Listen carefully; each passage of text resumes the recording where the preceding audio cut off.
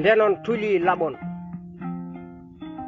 Aadi weñi paɗon soko ndenon tuli laɓon. Soko ƴeyre men ɗatani paɗon, puydam men huttutta ngiyon. Soko paɗon kon gonti njahon, yo juuɗi gontu bibji ndiwon. Soko ɓoccode ndesdamo cukalon, ɗe gontata cofon. ƴeɗen kaɓen e dottoɓe ɗaɗon.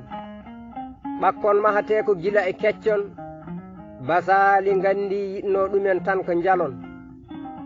Waandu bonnino palon, ndu sekniri e dow caton. itti nden yawari ko kuron.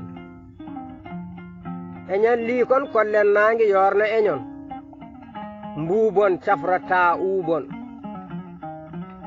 firtiɗo colon, harata soko ƴakkani ƴiyon, ko kiwowo tan andi doole colon. kon geson keson, mbatti en cefon cefon. ñiɓen takkon, fuɗɗode men ko ɓakkon, kala ko dañɗen cooden ñalon. nayi keewi kono lehon kon ko mehon, kosam yoddi ko e lehon.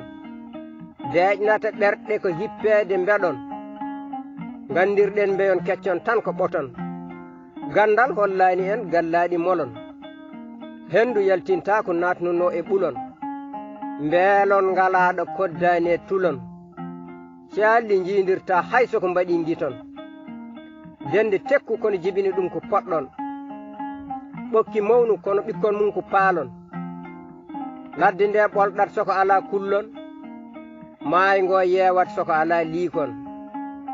ñaaki diwnotano soko ala kuron, worɓe tampat ñade kaddi ngudon. rewɓe paytete soko mbaɗi mbahon, mbaɗen cakkaji bonjon. yoɗani tiiɗani kono so en keyɗi duttuɗen e ngullon.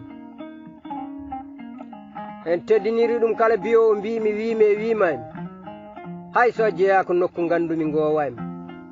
fecciti kolaɗi wirtowo bowwami, ma tuli boɗeje jeeri koyande.